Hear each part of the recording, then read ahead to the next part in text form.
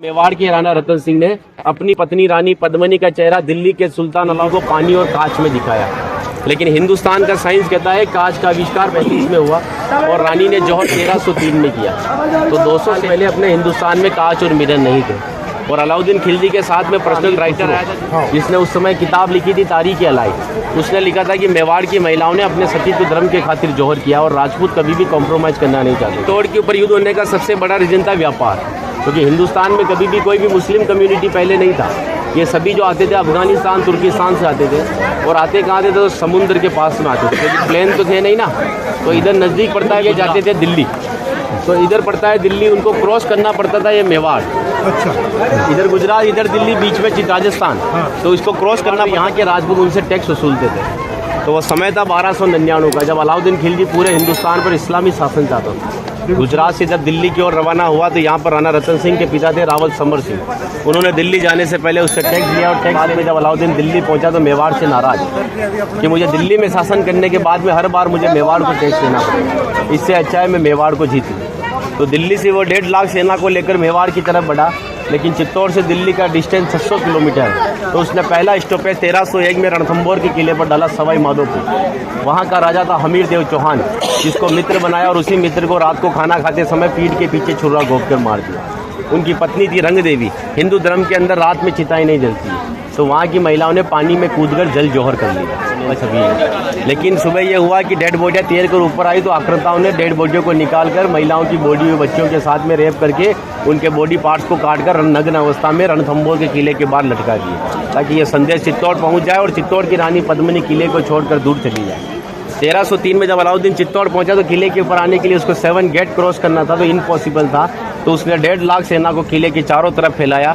8 महीने के बाद में किले के ऊपर खाने की कमी आई तो रानी पद्मिनी के चाचा भतीजा गोरा और बादल ने राणा रतन सिंह से कहा कि हमारा राशन खत्म हो रहा है और जब ये भूखे और कमज़ोर सेना से हम युद्ध करवाएंगे तो ये युद्ध नहीं कर पाएंगे। रतन सिंह को बातचीत के लिए 7 गेट के नीचे भेजा तो अलाउद्दीन खिलजी ने उनकी गर्दन पर तलवार रखकर झुकने के लिए कहा, लेकिन मेवाड़ का राजपूत सर कटाने के लिए मंजूर होता है लेकिन सर झुकाने के लिए कभी मंजूर नहीं हुआ।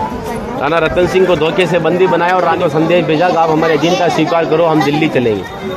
रानी पद्मिनी कहती है कि जो नरसंहार तुमने 2 साल पहले रणथंभौर के किले में किया तो यहाँ की महिलाओं के साथ में भी वही होगा। इस वजह से जहाँ मैं जाऊँगी वहाँ ये वीरांगनाएं चलेगी। 2 महीने का समय लिया। अलाउद्दीन खिलजी ने 700 डोलियाँ किले के ऊपर भेजी, लेकिन रानी पद्मिनी को पता था कि मेवाड़ में घूंघट सिस्टम है, तो हर एक सोल्जर्स को लेडीज पोशाक पहनाकर तलवार और भालों के साथ में उस पालकी में बिठा दिया और रानी पद्मिनी की पालकी में भतीजे बादल को रानी पद्मिनी की वेशभूषा पहनाई और 700 पालकियों एक कमांडर बनाया चाचा जी गोरा को। गोरा जब पालकियाँ लेकर 7 गेट के नीचे गया तो अलाउद्दीन खिलजी से कहा कि रानी पद्मिनी दिल्ली जाने के लिए तैयार है, लेकिन जाने से पहले अंतिम बार अपने पति से देखना चाहती है। जिस जगह रतन सिंह को बंदी बनाकर रखा गया, जब वो पालकी वहाँ गई और रतन सिंह जी ने जब घूंघट हटाया तो घूंघट के पीछे का जो चेहरा था वो भतीजे बादल का था। और बादल कहता है कि महाराज हम 20,000 है और ये 1.5 लाख है, एक राजा अगर नहीं लड़ेगा हमारे साथ में तो हमारी सेना का मनोबल कमज़ोर रहेगा। इसी वजह से राणा रतन सिंह को पालकी में बिठाकर किले के ऊपर भेजा। जब रतन सिंह जी किले के ऊपर आए तो किले के ऊपर आने के बाद में उनकी जय जयकार में हर हर महादेव और जय भवानी के नारों से किला गूंजने लगा।